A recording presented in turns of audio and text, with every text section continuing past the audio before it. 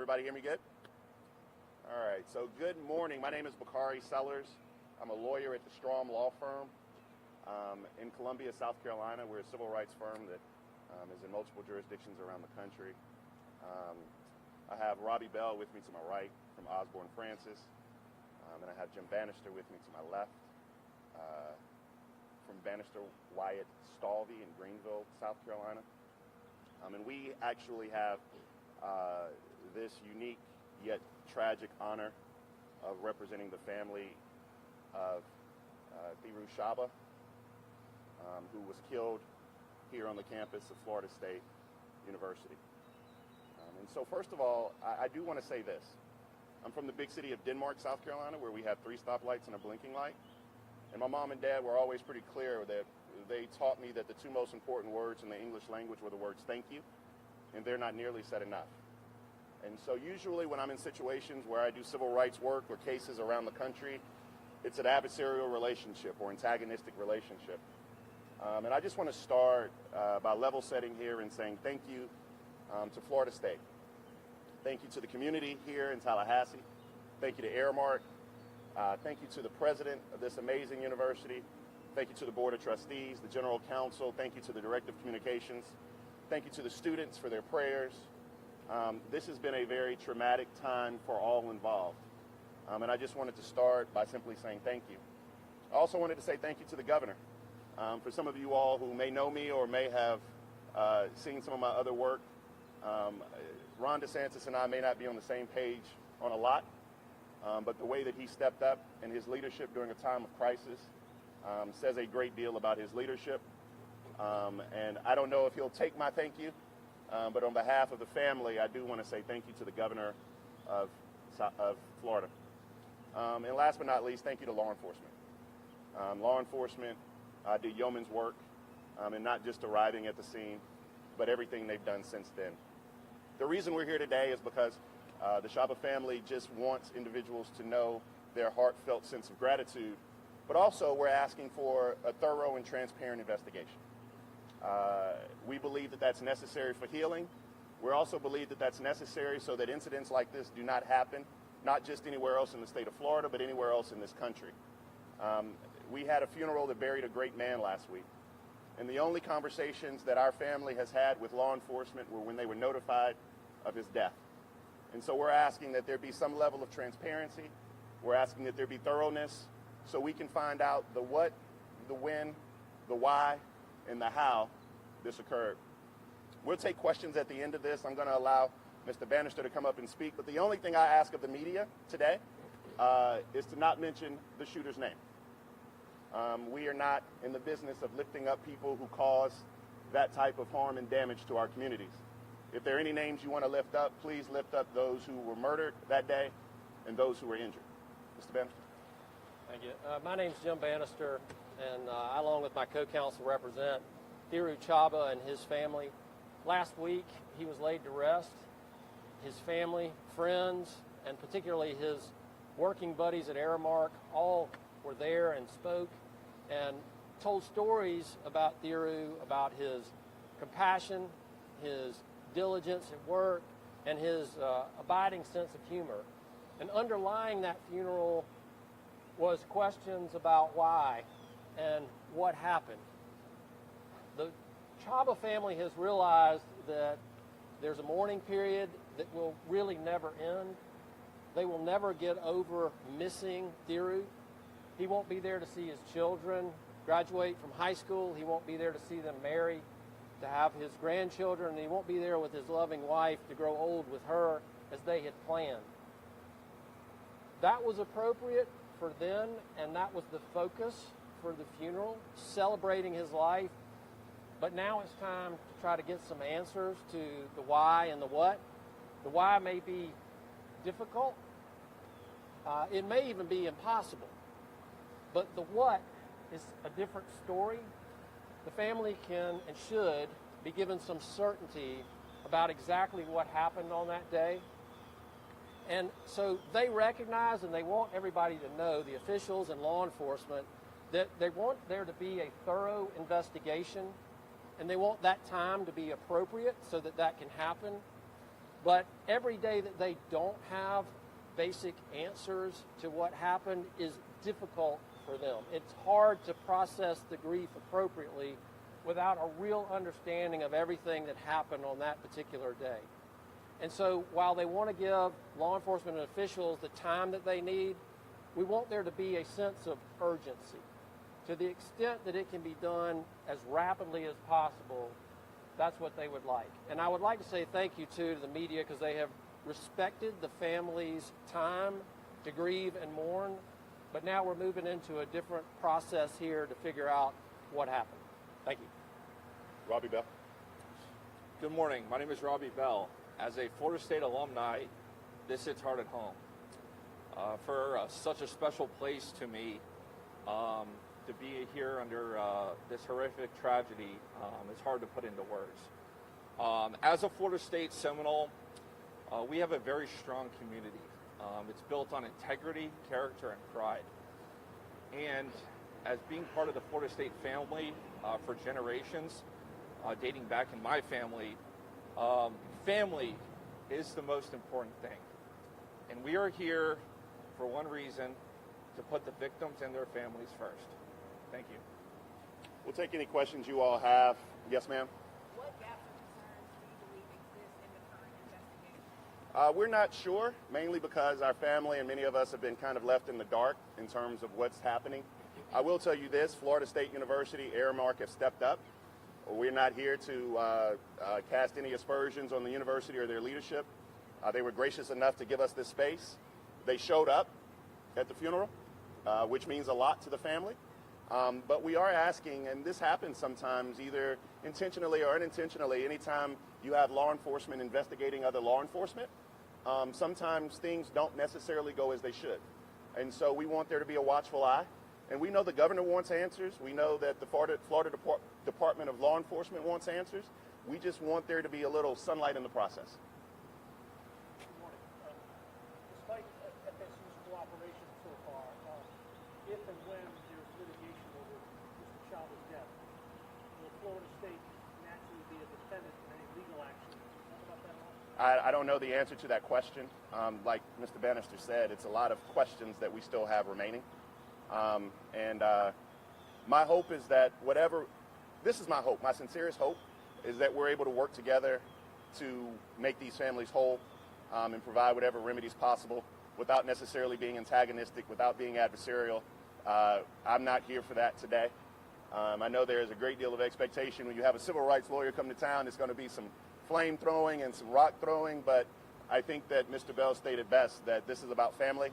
And we're hopeful that we can have some conversations down the road that may not prove to be adversarial. I'm just not sure yet because we don't have answers to those basic questions. I have a question about Mr. Chaba, if I may. Can you talk a little bit about why was he here at Florida State on that day, and how often did he come here, and why? So Mr. Chaba and his family, they reside in Greenville, South Carolina, and he works for Aramark Corporation. And he was here on business. He was here representing Aramark, and they were. This was the second time he had been down in recent months. Aramark had been a vendor with Florida State for a while, and they were in the middle of negotiations for some continuing business concerns. So it was a little bit happenstance that he was here on that day in this particular location. Yes, ma'am. I was asking, so is there still no indication yet from police about a motive for? No, we don't have any answers. I think that you guys have seen the same reports. I mean, a lot of things that we've seen have come from the media. We don't have any insight that you all don't have. No motives. I mean, that's the family wants to know why. As you can imagine, losing a father, having children, and you can't explain why. When your dad goes on a work trip, they're supposed to come home, and so we want to get those answers. And the Florida legislature is in session now. There are a number of gun-related bills that appear to be dead at this point, but I'm curious if the family has weighed in on any gun control proposals that Florida is looking at, whether it's campus carry or lowering the age to get weapons. Yeah, as much as the push and pull in me is telling me to get involved in that political debate, the family is not going to leave the politics to the legislature. And so I think one of the things that we can do is be instructive. It's a word we learned this morning, because we want to make sure that we prevent this from happening on the campus of Florida A&M, University of Miami, Bethune-Cookman. I think that there should be some initiative to make sure that our campuses are safe and secure. We need to understand who the shooter was. We need to understand his background. We need to understand what the university knew about who the shooter was in their background.